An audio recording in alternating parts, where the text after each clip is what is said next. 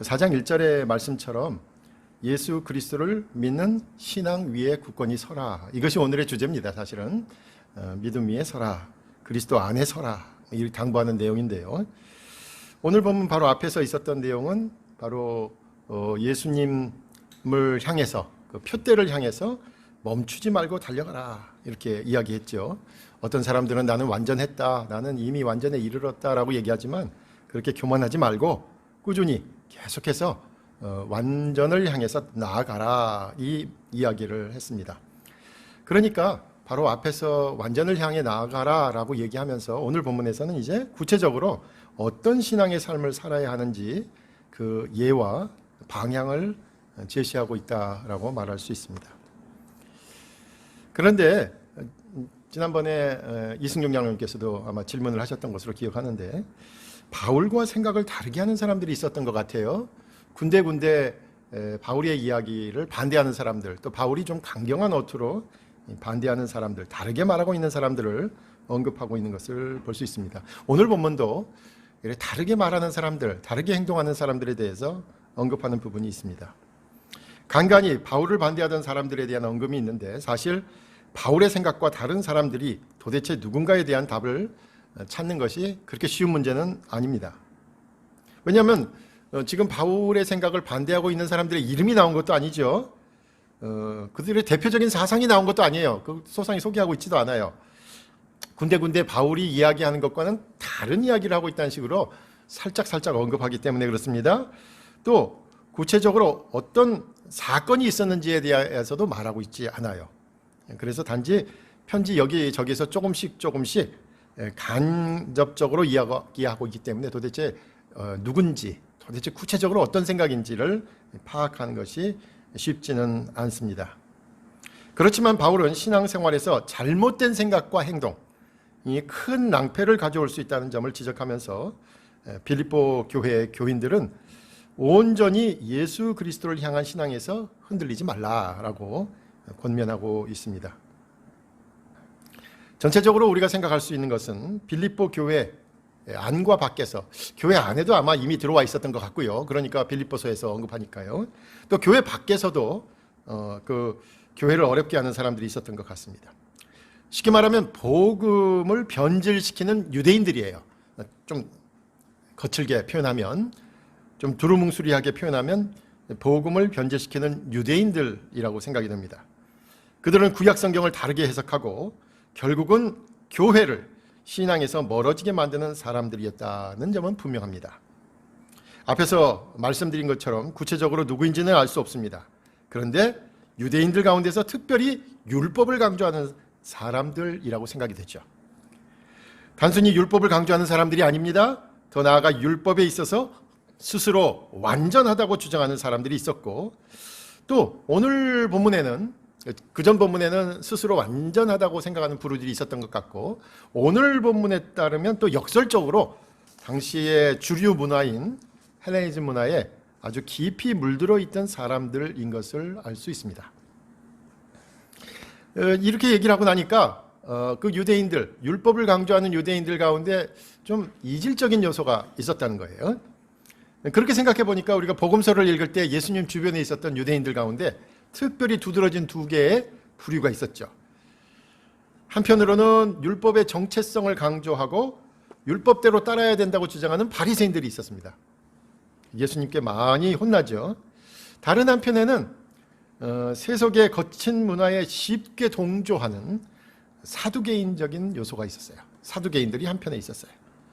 바리새인들과 사두개인들, 예수님을 협잡해서 예수님을 어렵게 했던 사람들인데, 사실은 이 바리새인들과 사두개인들 서로 합치할 수 없는 이질적인 그러한 사람들입니다. 바리새인들은 유대교의 정체성은 율법에 있으니까 율법을 강조하면서 그 율법을 스스로 잘 지킨다라고 자부하는 사람들이었어요. 그래서 그들의 그 영적인 교만으로 인해서 예수님으로부터 책망을 들었죠. 더 나아가서 주위 사람들을 정죄해야 하는데, 그래서 상처를 줬어요. 왜? 나는 이렇게 잘하는데 왜 너희는 그렇게 못하느냐. 이런 바리새인적인 그 시각으로 주위 사람들에게 상처를 주었습니다. 사두개인들은 어떤 사람들입니까?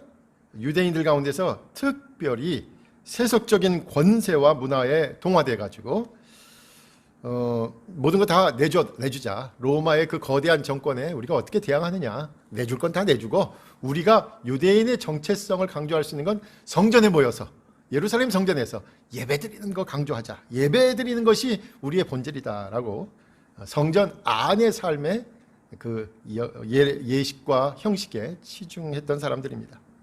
나름대로 유대교의 정체성을 지키려고 했던 두 부류지만 상당히 이질적입니다. 물론 사두개인들은 예루살렘 성전이 파괴된 65년에서 70년경이라고 생각됩니다만은 그 이후로는 영향력이 상실됐을 것입니다. 그렇지만 그 사두개적인 영향 뭡니까? 현실에 안주하고 세속적인 성공이 하나님의 은혜다라는 생각과 경향은 유대인들 가운데 남아 있었던 것이죠. 바리새인들이 구약 성경 전체에 대해 강조하면서 유대교의 정체성을 율법, 말씀 중심, 한번 생각해 보세요. 어디 많이 듣던 말이에요. 말씀 중심을 삼으려고 했던 반면에 사두개인들은 모세 오경만을 인정했죠.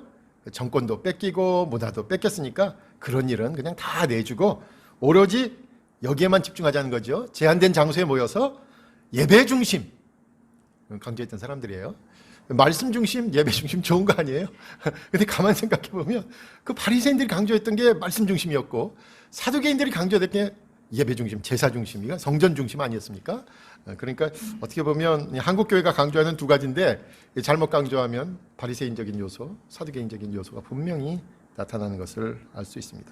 이렇게 도저히 합쳐질 수 없는 유대교의 성격은 아마 이 빌립보 교회에도 그대로 들어와서 한편으로는 율법을 강조하면서 자신들은 이미 하나님의 구원을 성취했다. 우리는 이미 완전해졌다.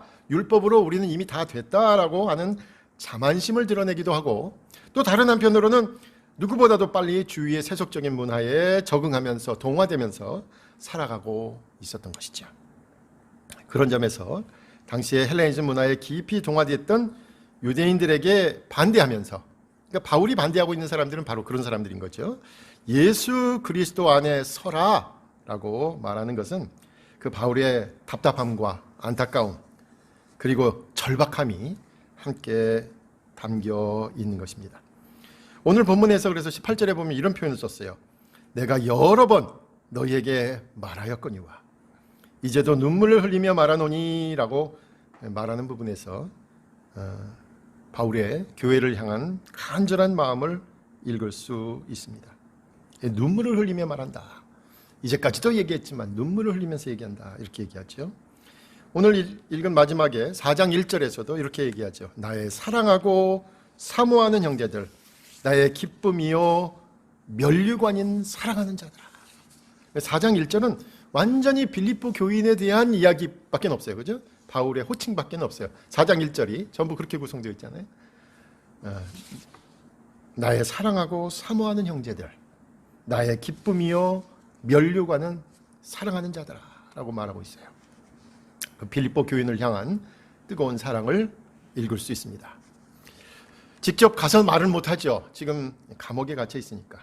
속 시원하게 누구 조심해라 이렇게 말도 없지만 오직 예수 그리스도 안에 서라라고 당부하고 있습니다. 그리고 오늘 본문 전체는 4장 1절에 있는 주 안에 서라, 주 안에 서 있어라, 그것도 든든히 서 있어라, 끝까지 서 있어라, 뭐 이런 말씀입니다. 주님 안에, 예수 그리스도 안에 굳건하게 서는 이 방법에 대해서 3장 17절부터 21절까지 나오고 있는 것이죠. 제가 말씀을 묵상하면서 가만 보니까 오늘 특별히 단어 가운데서 이 단어를 한번 보세요. 본문 가운데 우리라는 말, 우리, 나, 우리, 특별히 우리라는 말에 집중해서 보면 바울이 무엇을 강조하고 있는지 알 수 있습니다. 우리라는 말이 있고 그러면 또 반대 대척되는 지점에 어떤 단어가 있냐면 그들이라는 단어가 있어요. 그러니까 오늘 본문에서 우리라고 하는 것은 강조하는 부분이고 그들은 우리와 다른 조심해야 될 사람들, 그들을 따르지 말고 우리를 따라 이렇게 얘기하고 그들의 잘못된 길이 아니라 우리의 올바른 길로 가야 한다. 오직 그리스도 예수 안에 든든히 서고자 하는 사람들, 이 우리라는 말을 집중해서 보면 3번 나와요. 우리라는 말이 3번 나옵니다. 첫째 17절에 나오죠. 우리를 본받으라. 우리를 본받다라는 것입니다. 17절에서 이렇게 나옵니다. 우리를 본받는 것처럼 그와 같이 행하는 자들을 눈여겨보라 라고 말하고 있습니다. 여기서 우리는 바로 바울 자신을 본받으려고 하는 사람들을 일컬으면서 우리라고 하고 있어요. 그래서 바울은 사실은 17절에 먼저 이렇게 시작하죠. 너희는 나를 본받으라. 나를 본받으라. 바울을 본받고자 하는 사람들, 바울을 따르는 사람들, 바울과 행동을 함께하는 사람들이라는 뜻이 될 것입니다. 근데 이 빌립보서 3장 17절에 나오는 나를 본받으라라는 말, 사실 이게 옳은 표현일까 여러 가지 고민을 하게 되죠. 우리가 신앙생활을 하는데 본받을 분은 예수 그리스도시잖아요. 사실은 예수 그리스도를 본받는 것이 우리 신앙의 가장 분명한 자세인데 어떻게 바울은 여기서 감히 나를 본받으라라고 당돌하고 대담하고 한편으로는 교만한 말을 하고 있을까요? 주님을 본받으라라는 게 정답 아닙니까? 근데 바울은 여기서 나를 본받으라라고 말을 하고 있어요. 도대체 나를 본받으라는 걸 어떻게 해석해야 될까요? 아마 이렇게 표현은 바꿀 수 있을 것 같아요. 나의 예를 따라서, 그리고 우리의 예를 따라서, 이런 뜻입니다. 바울 개인으로 보자면 이거죠. 나를 본받으라 얘기는 뭐냐면 나의 본, 나의 예, 나의 모범이라는 뜻입니다. 궁극적으로 신앙이면 누구에게나 마찬가지입니다만은 바울의 원형도 예수 그리스도죠. 그러니까 예수 그리스도가 원형이고 원판이고 거기에 모범이라는 뜻이에요. 거기에 본 이런 뜻이에요. 원본을 바꾸라는 뜻이 아니에요. 예수 그리스도를 바꾸라는 뜻이 아닙니다. 원본은 예수 그리스도신데, 그러니까 예수 그리스도를 원본으로 하는 여러 본들 중에서, 여러 예들 중에서 바울의 예를 따르라라는 그런 권면입니다. 바울의 예를 주목하라. 우리를 주목하라. 바울의 예를 주목하라 이거죠. 그리고 그 예를 따르면, 그 예를 쫓아가면, 그 예와 함께 하려고 하면, 참여하면 예수 그리스도에게 더 가깝게 가는 것이다 라고 말하고 있는 것입니다. 그러면 바울의 어떤 모습을 본받았으면 좋겠는가, 예로 따랐으면 좋겠는가라는 얘기가 나오는 것이죠. 그것은 바로 지금 바울이 옥계에 갇혀 있다라는 그 무서운 현실에서 나오는 말입니다. 옥에 갇힌 것이 무슨 본받을 것이 있을까요? 감옥에 있는 것이 무슨 모범이 되며 좋은 선례가 된다고 할 수 있을까요? 그런데 바울은 바로 자신이 감옥에 갇힌 것이 그저 갇힌 것이 아니라 우리 예수님께서 당하신 그 고난의 현장에 가까이 있기 때문에 바로 이 끔찍한 현실에 마주한 자신을 본받으라라고 하는 것입니다. 우리 주님께서 바리새인들과 사두개인들의 모함을 받고 결국은 억울하게 옥에 갇혀서 그렇게 최후를 맞이하셨듯이 바로 바울도 유대인들의 모함을 받아서 로마까지 압송되어 이제 사방으로 둘러싸인 협소한 이 옥 안에서 아무것도 할 수 없는 이 무섭고 끔찍한 현실이 바로 예수 그리스도의 모습이다 라고 말하고 있는 것입니다. 그렇게 친했던 사람들에게, 믿었던 사람들에게 배신당했습니다. 이방인인 로마 사람들에게 기소당한 것이 아닙니다.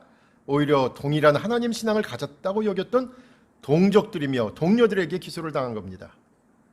아니, 그렇게 분명하다고 여겼던 사람들에게 배척받은 모습에서 바울은 자신 안에 그리스도께서 함께 하시는 것을 분명히 체험했던 것입니다. 옥 밖에 있는 사람은 전혀 알 수 없는, 그리고 전혀 짐작도 할 수 없는 예수 그리스도와 하나가 되는 체험을 했던 것입니다.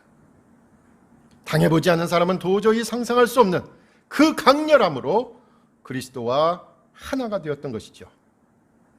그리고 도저히 소망이라는 단어를 떠올릴 수도 없는 그 한가운데서 주님과 함께 살아야 한다, 살아내야 한다 라는 깨달음을 얻는 강렬한 체험을 했던 것입니다. 바울은 이렇게 옥에 갇힌 자신이 그리스도와 하나가 되는 체험을 옥 밖에서도 본받으라 눈물로 호소하고 있는 것입니다. 자신이 옥에 갇힌 절망할 수밖에 없는, 포기할 수밖에 없는 그 연약함을 통해 배우라는 것입니다. 이것이 우리 주님께서 가신 길이기 때문입니다. 그러므로 바울이 우리 주님께서 가신 바로 그 길을 나도 가고 있다. 그것을 배우라는 것이죠. 그래서 바울은 선명하게 자신을 본받으라고 말하면서 다른 한편 고난과 어려움과 시련 가운데 있는 우리 동료들과 극명하게 비교되는 그들이 있음을 얘기하고 있어요. 18절에서 그렇게 얘기하죠. 그리스도의 십자가의 원수라고 표현하고 있어요. 이 단어 상당히 세죠. 십자가의 원수. 어떤 사람들이 십자가의 원수일까요? 그리스도의 십자가를 대적하는 사람, 우리는 이렇게 이제 이해했고요. 저도 그렇게까지 얘기했는데 오늘 본문을 가만히 생각해 보니까 그리스도의 십자가를 깊이 깨닫지 못하는 사람, 이렇게 이해해야 될 것 같아요. 왜냐하면 자신을 본받으라라는 말 바로 뒤에 그렇지 못한 사람들의 예로서 십자가의 원수들이라고 표현하고 있기 때문에 그렇습니다. 그렇다면 십자가의 원수가 되었다라는 말은 단순히 교리적으로 십자가를 부정한다라는 의미보다는 십자가의 본래 모습을 가리려는 사람들이란 뜻이겠죠. 본래 십자가의 의미를 탈색시키는 사람들이란 뜻입니다. 그래서 그런 사람들은 어떻게 얘기합니까? 그리스도의 십자가를 영광의 십자가라는 표어로, 그럴듯한 표어로 너무나 쉽게 천박한 싸구려 복으로 대체한 사람들이고요. 그리스도의 십자가를 추상적이고 폭력적이며 때로는 주술적으로 평가절하한 사람들을 말하는 것입니다. 실제로 십자가의 원수들은 19절에 자세하게 설명하고 있습니다. 이렇게 얘기되죠. 그들의 마침은 멸망이요, 그들의 신은 배요, 그 영광은 그들의 부끄러움에 있고 땅의 일을 생각하는 자라. 그러니까 십자가와 원수된 자들이 도대체 어떤 사람들이냐? 여기서 그들의 마침이란 얘기는 뭐냐면요, 운명은, 또는 그들의 목표는, 이런 뜻이에요. 그들의 운명과 목표는 멸망으로 정해졌고, 그들이 신인이라니까, 그들이 숭배하는 신은, 그들이 최고의 대상으로 여기는 것은 바로 배부른 것이면 다 됐다라고 생각하는 사람들이라는 거예요. 그러나 그들의 영광은 결국 그들의 수치가 될 것이며, 결론적으로 어떻게 얘기합니까? 그들의 마음은 온통 땅의 일에만 매여 있다. 그러니까 십자가의 원수는 우리가 생각하듯이 그렇게 교리적으로 반대하고 뭐 타종교를 믿고 뭐 이런 뜻이라기보다는 오히려 십자가의 뜻을 왜곡하는 사람들. 그래서 오로지 그들의 관심은 뭐예요? 세상에서 배부른 일들, 세상에서 잘 되는 일들만 꿈꾸는 사람들이다라고 얘기하고 있는 거예요. 어찌 보면 세련되고 점잖고 이성적인 신앙의 노력을 하지만 옥에 갇힌 바울의 눈에는 그들이 세상과 타협하는 순수하지 못한 신앙의 모습으로 보였다는 것입니다. 이런 사람들에 대해서 빌립보서 1장 15절에서는 이렇게 얘기했죠. 이들은 투기와 분쟁으로 그리스도를 전하는 사람들이다. 1장 17절에서도 순수하지 못하게 다툼으로 그리스도를 전파하는 사람들이라고 얘기했습니다. 이제 예수 그리스도 안에 서기 위해서 우리는 바울이 본을 보이고 있듯이 십자가의 길을 생각해야 하는 것입니다. 그의 뛰어난 점은 옥에 갇히기까지 주님을 따르는 것이었습니다. 그렇다면 우리도 현재 어렵고 힘들고 지친 사람들, 그리고 요즘 같은 때는 병마에 시달리고 있는 사람들, 여러 가지로 어려움을 당하고 있는 사람들, 오늘 문감성 집사님께서 얘기하셨듯이 우리 지금 어려움을 당하고 있는, 실제적으로 어려움을 당하고 있는 그 사람들이 바로 예수 그리스도의 십자가에 더 가깝다라는 겁니다. 그리고 주님의 십자가를 볼 때 단순히 종교적 상징물이나 교회의 장식물이나 개인의 액세서리로만 여길 것이 아니라 더 절실하게 주님과 하나가 되고자 하는 우리의 마음을 철저하게 바로 세우는 계기가 되어야 하겠습니다. 둘째 우리가 나오죠. 두 번째 우리는 어디 나옵니까? 바로 우리의 시민권. 첫 번째는 우리의 본, 두 번째는 우리의 시민권, 이렇게 나옵니다. 유대인들 가운데 세속적인 것에 푹 빠져 있는 이들에 대한 경고지요. 바로 앞에서 십자가의 원수와는 반대되는 모습은 바로 우리의 시민권, 하늘에 있다는 것입니다. 시민권이란 말이 참 어려운 단어이기도 하고 상당히 이제 이해하기가 쉽지 않은 그런 용어일 수 있어요. 이 시민권이란 단어는 아마 그 당시에 정치 문화적인 것을 좀 이해하고 들어야 될 내용이겠죠. 이 빌립보라는 상황이 참 재밌는 그 지역이잖아요. 사도행전 16장 12절에 빌립보에 대한 설명이 이렇게 나와요. 이는 마케도니아 지방의 첫 성이요 또 로마의 식민지라. 그러니까 로마로부터 제일 멀리 떨어져 있는 로마의 식민지다. 사실 로마가 더 많은 지역을 점령했습니다만은 아마도 그게 전초기지였던 것 같습니다. 그래서 여기서 시민권이라는 뜻은 이런 뜻이에요. 로마 사람인데 로마가 아니라 로마의 그 영역 안에 있는 다른 나라 지역을 여행하는 사람, 거기서 임시로 거주하고 있는 사람. 실제로 이 사람이 자기의 시민권을 주장하려면 어딜 가야 돼요? 다시 로마로 가야 되겠죠. 뭐 이런 뜻이에요, 사실은. 가장 최근의 예로는 이게 RSV에는 이 단어로 쓰였더라고요. 커먼웰스라는 단어로 쓰였더라고요. 커먼웰스. 이게 참 어려운 단어인데 쉽게 어떻게 번역하냐면 영연방 국가를 생각하시면 됩니다. 예, 영연방 국가의 원수는 전부 영국의 왕, 지금은 여왕이죠. 그러니까 영국 왕이 우리를 통치한다라고 고백은 합니다만, 영국 사람들이 영연방 국가에 가면 영국 사람이라 뭐 같은 영국 왕이 통치하는 지역이긴 하지만 실제로는 영국에 가기까지는 외국인이다 이 뜻입니다. 그런 의미에서 커먼웰스 또는 뭐 우리는 영어로는 요즘 영어로는 시티즌십이라고 되어 있습니다만은 사실 그 당시에 로마의 그 제국에서는 아마 그런 식의 이해를 해야 될 겁니다.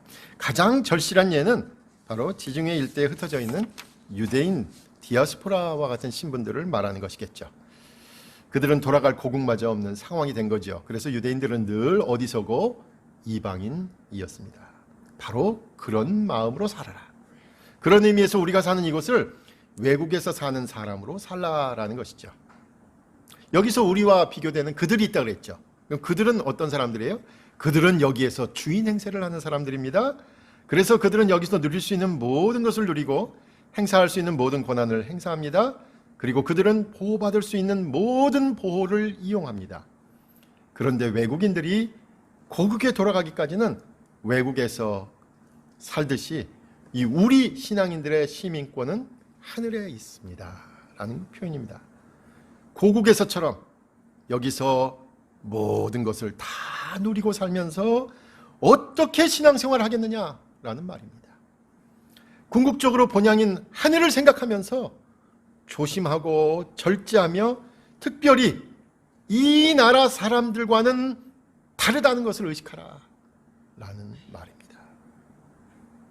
만약 이 땅에 받을 수 있는 모든 재물과 권세와 명예를 누린다면 그들처럼 이 땅에서 받을 수 있는 모든 재물과 권세와 명예를 누린다면 하늘의 본향은 포기한 겁니다. 이미 포기할 것이다가 아니라 이미 포기한 겁니다. 하늘의 본향이 있기에 세상에서는 재물과 권세와 명예를 포기할 수 있습니다. 그래서 나눌 수 있습니다. 그래서 내려놓을 수 있습니다. 나와 다른 사람들, 나와 말도 안 통하고 피부도 다르고 삶의 계층이 달라도 그들을 선대하고 환대할 수 있습니다. 이 땅의 사람이라면 그들처럼 산다면 도저히 동화되면 안 되죠. 우리나라에 들어온 사람들을 몰아내야 되죠. 밀어내야 되겠죠. 그게 아니에요. 여기는 나도 이방인이니까 그 이방인들에게 마음을 열 수 있는 거예요. 20절에서 이렇게 말씀하죠. 우리의 시민권은 하늘에 있는지라 거기로부터 구원하는 자 곧 주 예수 그리스도를 기다리노니 라는 말씀에서 우리가 다시 한번 생각해 볼 부분이 있습니다. 그렇다고 이 땅에서 일에 무관심하라라는 말은 아닌 것으로 알 수 있어요. 오시는 분 예수 그리스도, 진정한 왕이며 통치자이며 무엇보다도 구원자로 오시는 것을 기다리며 살아라 라고 말씀하고 있습니다. 그래서 우리가 살고 있는 이 땅에서 하늘의 시민권은 가진 사람으로서 기죽지 말고 당당하며 모험적으로 살아라 라는 말씀입니다. 그러니까 이 땅에서 뭐 국가의 문제, 정치의 문제, 문화, 사회의 문제에 무관심하거나 도외시하라라는 말은 아닙니다. 오히려 하늘의 시민권을 가진 사람으로서 예수 그리스도의 통치와 구원이 여기서 온전히 이루어질 날을 기다리며 적극적으로 주님의 통치와 구원을 간구하고 행동하고 참여하라라는 말씀입니다. 주 예수 그리스도를 기다리는 마음, 주님의 나라가 이 땅에서 이루어지기를 간구하는 마음, 주님의 마음으로 세상을 바라보는 마음, 하늘의 시민권을 가진 사람들의 자세입니다. 막연히 내세지향적인 환상을 쌓지 말고 그런 점에서 철저히 현실에 관심을 갖고 하늘의 원리가 이루어지도록 주님께서 세상을 구원하시도록 더욱 간절히 기도하며 기다리는 마음을 지니라는 것입니다. 하늘의 관점에서 세상을 바라보며 세상을 구원하실 그리스도를 기다리고 그분과 함께 행동하는 여러분이 되시기 바랍니다. 마지막으로 세 번째 우리라는 단어가 또 나오죠. 세 번째 나오는 단어 이렇게 나오죠. 우리의 낮은 몸, 우리의 본, 우리의 시민권, 우리의 낮은 몸. 우리의 낮은 몸을 변화시킬 주님의 능력을 기대하라라는 것입니다. 오늘 본문의 마지막 나오는 우리인데요. 21절에서 낮은 몸. 이 낮은 몸이라는 것은 실제로 더 이상 밑으로 내려갈 수 없는 낮아짐을 체험한 몸, 이런다는 거겠죠. 지금 바울 자신이 감옥에 처한 몸의 상태가 바로 죽음 직전에 다다른 그 상황 아닙니까? 실제로 바울이 감옥에서 생을 마감하잖아요. 이 말씀은 이미 그 빌립보서 전체의 주제라고도 하는 2장 8절에 예수님의 케노시스라고 얘기하는 그 낮아짐이라는 단어에 이미 나온 단어입니다. 예수님께서 겪으신 낮은 몸의 그것을 직접 체험하고 있다는 거죠. 2장 8절에 이렇게 나오죠. 사람의 모양으로 나타나사 자기를 낮추시고 죽기까지 복종하셨으니 곧 십자가에 죽으심이라. 바로 그 말씀처럼 예수 그리스도처럼 바울도 가장 낮은 몸이 되었다. 죽음까지 맞이했다라는 것입니다. 그런데 놀라운 말씀은 뭡니까? 그렇게 가장 낮은 몸이 되었을 때 21절 후반에서 자기 영광의 몸의 형체와 같이 변하게 하시리라 라는 그 소망을 잃지 않는 것입니다. 다시 말해 주님께서 십자가 후에 부활하셔서 영광의 몸이 되셨듯이 주님의 낮은 몸까지 가진 사람들에게는 반드시 부활의 영광이 있다라는 사실입니다. 우리 주님께서 자신이 겪으신 바로 그 모습으로 우리 자신을 변화시킬 것이다 라는 믿음입니다. 지금은 가장 낮은 몸이지만 바로 이 몸을 손수 가지신 예수 그리스도와 하나가 돼서 영광의 몸으로 변하는 것입니다. 가장 낮은 몸, 가장 힘든 자리, 그래서 아무도 가고 싶어 하지 않는 길, 그 십자가의 길이 바로 이 낮은 몸의 자리입니다. 그래서 특히 주님의 십자가 원수들은 모두가 외면하고 부정하고 멀리하는 것입니다. 그런데 바울이 말하는 우리 낮은 몸은 분명한 변화를 갖게 됩니다. 그렇다면 주님께서 친히 그 변화를 체험하셨고 이제 우리에게 확신을 갖고 약속하는 영광의 몸으로 변화하는 것은 바로 이 낮은 몸에서 이미 시작된 것이죠. 낮은 몸이 되는 순간 영광의 몸은 바로 뒤를 잇는 것입니다. 그러니까 지금 어렵고 지금 힘들고 지금 지치고 지금 낙담한 바로 그 낮은 몸이 주님의 영광의 몸과 같다라고 말하는 것입니다. 현재 겪고 있는 형편과 상황과 굴레가 주님의 몸과 가장 가깝다라는 말씀이죠. 그것이 바로 주님의 역사하심이요 주님의 능력이며 주님의 변하지 않는 약속입니다. 우리 권사님께서 매일 말씀 묵상 보내시는데 오늘 이번 주 중에 말씀 가운데 그 말씀이 마음에 남더라고요. 영생은, 우리 영생 한번 생각해 보세요. 영생은 단순한 생명의 연장이 아니라 하나님께로 건너가는 것입니다. 하나님께로 건너는 것입니다. 이 말씀이 오래 마음에 남았습니다. 하나님과의 관계, 이게 바로 신앙이죠. 그 열매, 그것이 열매고 영생이 그것이 바로 영원한 영생의 구원이기 때문입니다. 그리스도인들이 세상에서도 악착같이 잘 살고 심지어 저 세상까지 보장받으려는 상당히 이기적인 사람들이라는 편견 어떻게 극복할 수 있을까요? 우리에게 주신 구원을 단순히 시간적으로 연장되는 것으로 파악한다면 그것은 내세에 국한되고 말 것입니다. 그러나 우리에게 주신 구원은 그보다 더 풍부하고 중요한 의미를 갖고 있습니다. 그것은 바로 예수 그리스도와 하나가 되는 것이죠. 예수 그리스도와 하나가 되는 체험, 가장 중요한 체험이요, 가장 중요한 목표가 되어야 됩니다. 예수 그리스도와 하나가 되는 체험이 모든 신앙 체험 가운데 가장 중요한 겁니다. 그렇게 예수 그리스도 안에 서는 겁니다. 예수 그리스도 안에 서려면 예수 그리스도와 하나가 되라라는 말입니다. 그것도 내세만이 아니라 바로 여기서의 삶에서 가능하다라고 말하고 있습니다. 오늘 본문에서 바울은 자신을 포함하여 주님의 고난에 함께하는 우리를 본받으라. 또 우리의 하늘 시민권을 생각하라. 그리고 우리의 낮은 몸을 영광의 몸으로 변화시킬 주님을 믿으라라고 권면하고 있습니다. 우리 언덕 성도님들도 다들 어렵고 힘든 가운데 있을 것이지만 우리의 삶 속에서 바로 이 말씀처럼 십자가를 부정하는 그들과는 다른 삶, 그들의 삶을 사시면 안 돼요. 우리의 삶을 사셔야 됩니다. 그들과는 다른 우리의 삶을 사시기를 권면드립니다. 오늘 말씀을 듣고 앞에 있는 신앙의 본을 따라서 한번 생각해 보세요. 여러분이 신앙의 본으로 따르고 있는 사람들이 누구인가? 제가 생각해 볼 말씀에 문제 그 얘기를 두었습니다. 가까이에서 그 신앙의 본을 따를 수 있는 사람이 누굴까? 또 우리가 말하는 하늘의 시민권은 도대체 무엇일까? 더 나아가서 이 땅에서 주님과 함께 살 것을 낮은 몸으로 내려갈지라도 주님과 함께 늘 동행할 것을 다짐하는 우리 모두가 되시길 간절히 부탁드립니다. 기도하겠습니다.